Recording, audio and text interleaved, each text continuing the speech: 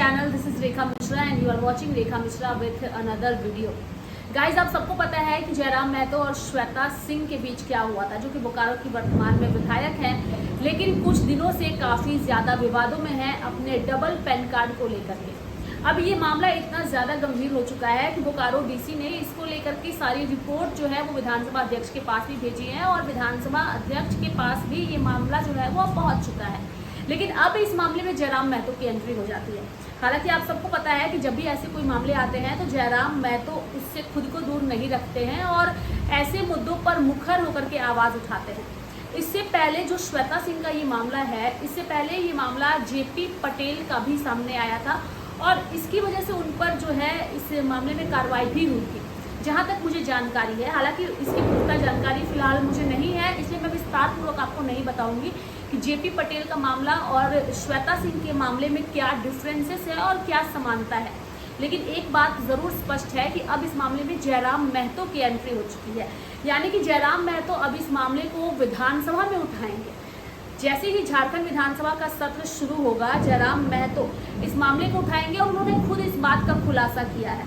और आपको भी पता है कि जब कोई मामला जयराम महतो सदन के अंदर उठाते हैं तो उस मामले में क्या रुख होता है, उस मामले में क्या एक्शन होता है। इससे पहले भी कई सारे ऐसे मामले हैं जो उन्होंने सदन के अंदर उठाया था और उस पर किस तरीके से एक्शन लिया जाता है।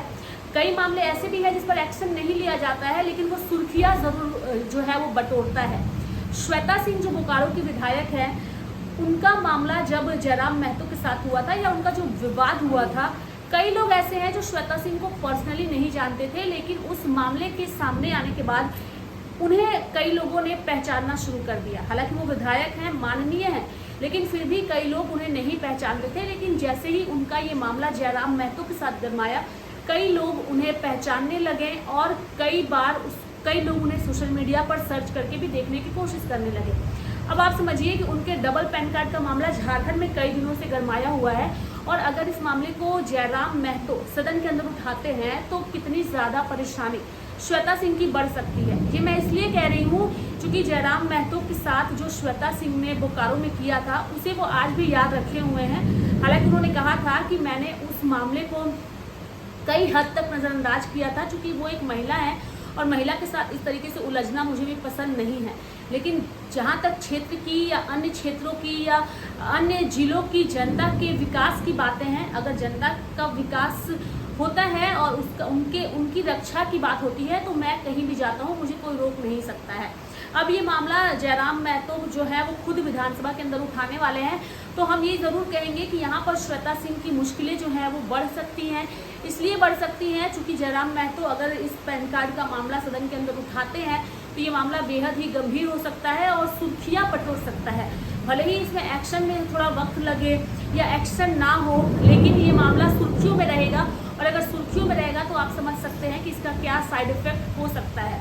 जब भी कोई मामला सुर्खियों में बना रहता है या हर दिन चर्चा में रहता है तो उस पर एक्शन लेना जो है वो मजबूरी हो जाता है और एक माननीय होने के नाते डबल पैन कार्ड रखना जो है वो सही नहीं माना जाता है, वो भी एक पद पर होते हुए। तो अब जयराम महतो इस मामले को उठाने वाले हैं विधानसभा के अंदर, तो उसका इंतज़ार सभी को है। लेकिन एक बात स्पष्ट है कि श्वेता सिंह की मुश्किलें जो है वो बढ़ने लगी है। गाइज, आप लोगों को क्या लगता है? आप लोग भी अपनी राय जो है वो कमेंट बॉक्स में कमेंट करके ज़रूर दीजिएगा और वीडियो पसंद आएगा तो चैनल को ज़रूर सब्सक्राइब भी करिएगा। Thank you so much.